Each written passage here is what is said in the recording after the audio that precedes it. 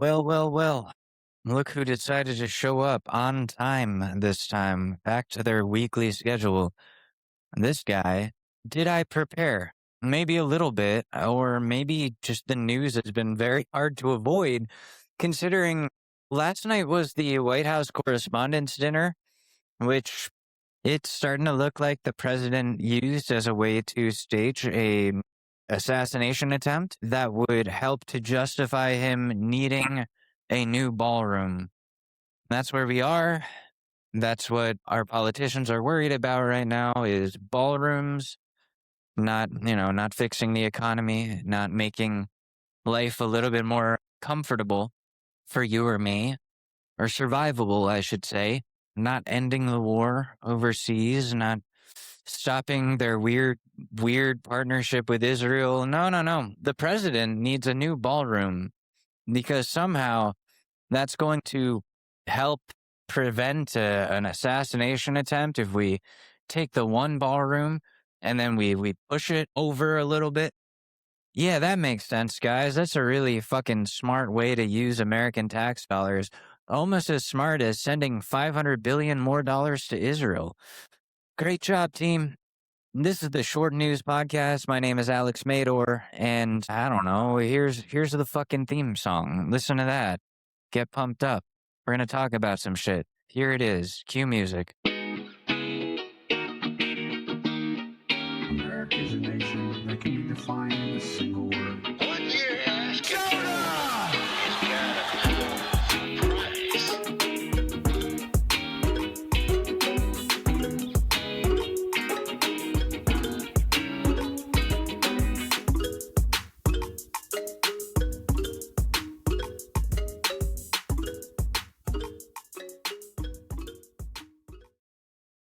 And we're back. I'm not going to do like a crazy, fun, weird, poetic cold open here to introduce the topic at hand, not misdirect or anything. We're just going to go right into it here. Donald Trump has been up to a lot the last few weeks. One of the things that he did last week was, no, we already fucking talked about that. The AI generated Jesus photo. God, everything just melds together, doesn't it? I guess the most recent Donald Trump related news would be, like I said, the White House Correspondents Dinner happened last night. I hadn't really been hearing much about it as you or I would have heard like the last couple of years. When there's a Democrat president or a Republican president who isn't Donald Trump, they very much like to participate in these things, and they're not afraid of being roasted by somebody actually from the media who isn't like paid off or threatened to be nice to the president, such as like Jon Stewart or Trevor Noah, or I don't know, who else have they had in the last few years? I don't really give a fuck. The point is, shots were fired during the dinner. They evacuated the president, and immediately after they apprehended the guy and they killed him, you see a lot of right-wing Twitter accounts, a lot of people close with the president, all tweeting around the same time. See, this is why we need to finish building that ballroom. The ballroom, which was it Congress or the Supreme Court, or both determined, the president can't have that funding to finish building. This seems like a weirdly dumb strategic move to try to get the red tape removed so that they can finish building this. The thing about this ballroom is, first off, why do we even need a new ballroom? The White House was fine the way that it was before Trump tore down a whole fucking wing of it to build this new ballroom. People are asking what's going to be in there aside from the ballroom, especially considering that there's going to be a lot of underground space. I can't imagine that the underground bunker that it looks like they're constructing underneath the ballroom is going to be used for additional dancing space. I've slow danced maybe once in my life. It was very memorable, and it was outside, and it was under the moon, and it was not underground in a bunker funded by American tax dollars. Like, what the fuck are they putting down there? Another movie theater? A bowling alley? The White House already has that shit. The only two things that people are floating are again, a bunker for when the president, our current guy, Donald J., refuses to leave after his term is up and camps out down there. The only other thing people can think of it potentially being is a data center for the United States government or for the executive branch's own AI. We know how much this administration loves AI, especially when it makes Donald Trump look presentable and handsome-ish or muscular-ish, unlike how he actually is in real life, which is, disgusting. He's disgusting. He's not very comfortable to look at, not very comforting to look at. Does anybody else feel like a lot of the people in this administration or a lot of our current corporate leaders in America are going through AI psychosis?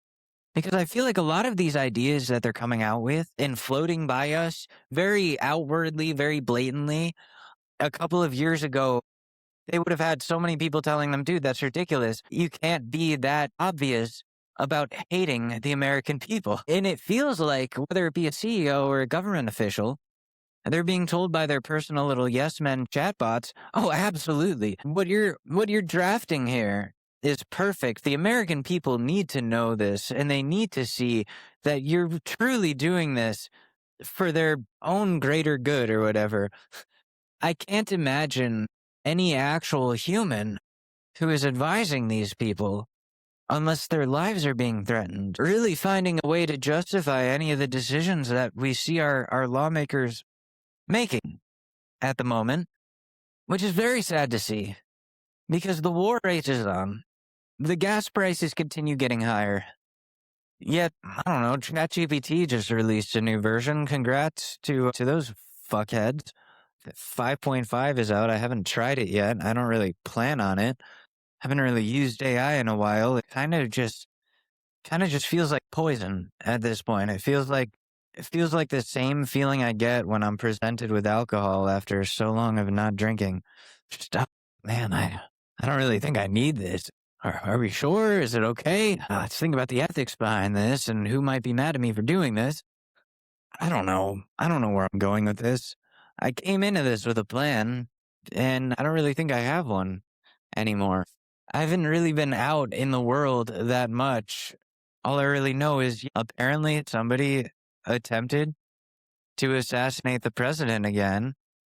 And now, they're using that to try to justify finishing the construction of this stupid fucking ballroom. What's really weird about the whole thing was after they evacuated people off the stage, like the president, Vance, all of those fuckers, you see the pictures and the footage of these guys, of Trump, of Vance, of Erica fucking Kirk was there.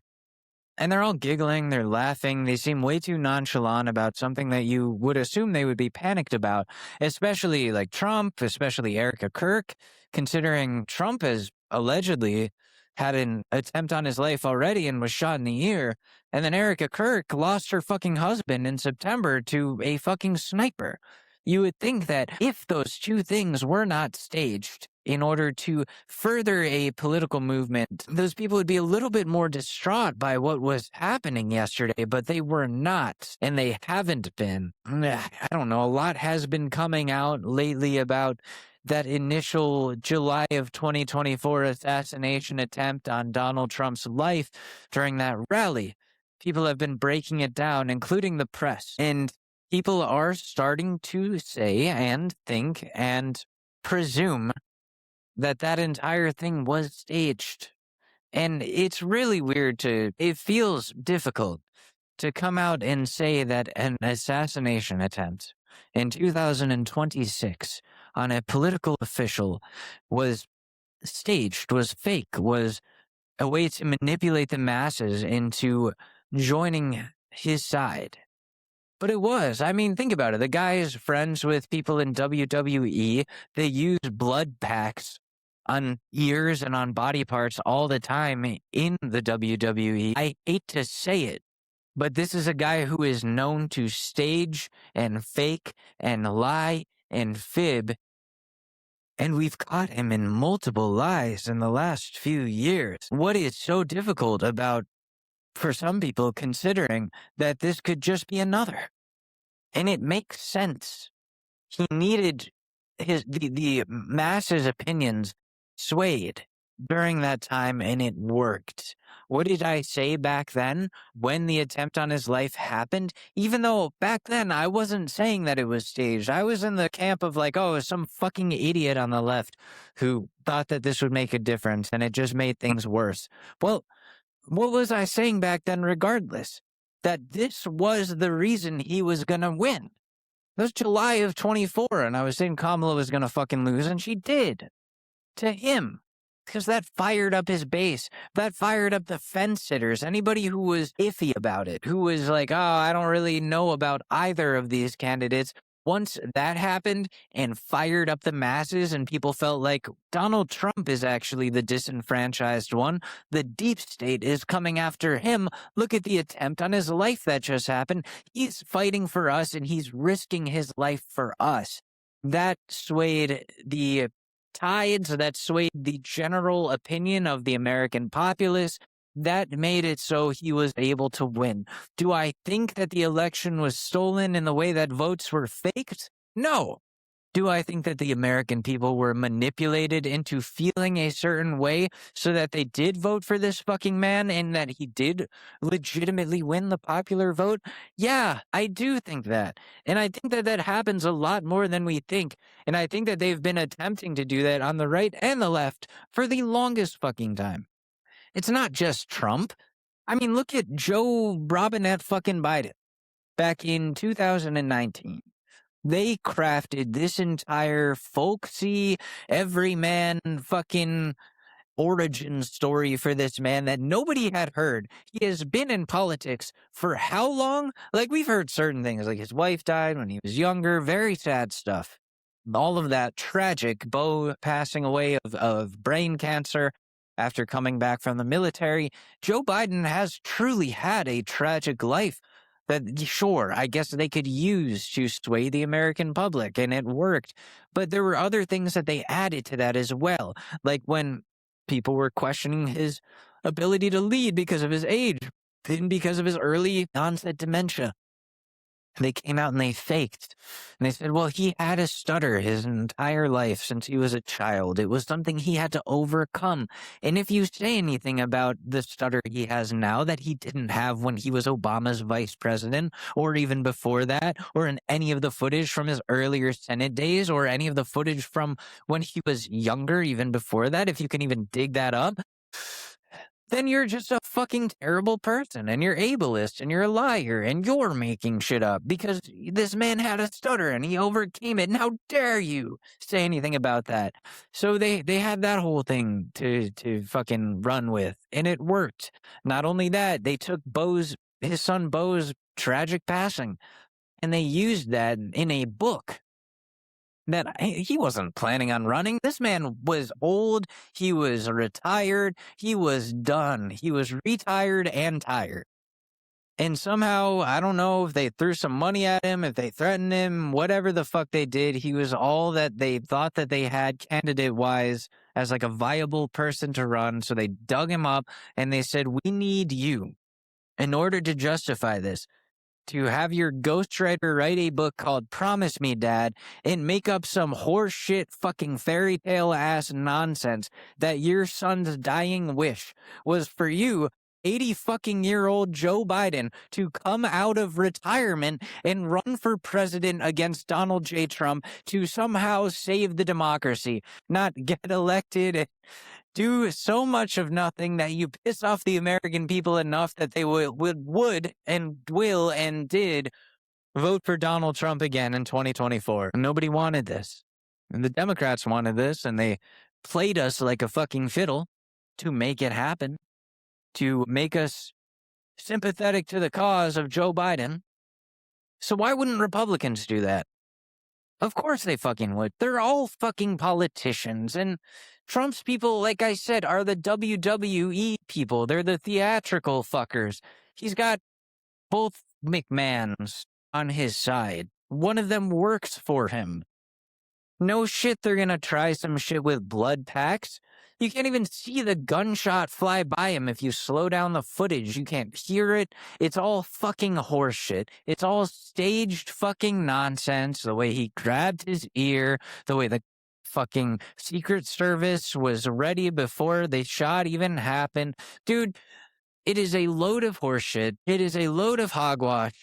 And they're playing us all like a fiddle. And the sooner that everyone sees what is happening, and I'm hoping that what happened yesterday contributes to people opening their eyes to the lies that are happening before them, but I can't be sure. But hopefully you're at home going, well, that was a little bit weird.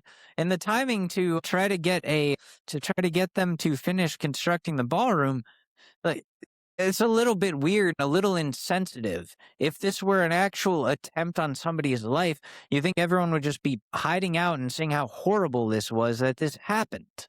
How is a new ballroom going to make any difference from the old one when they're both under the same guard and protection of the same Secret Service? That doesn't really make sense to me. I'm sorry.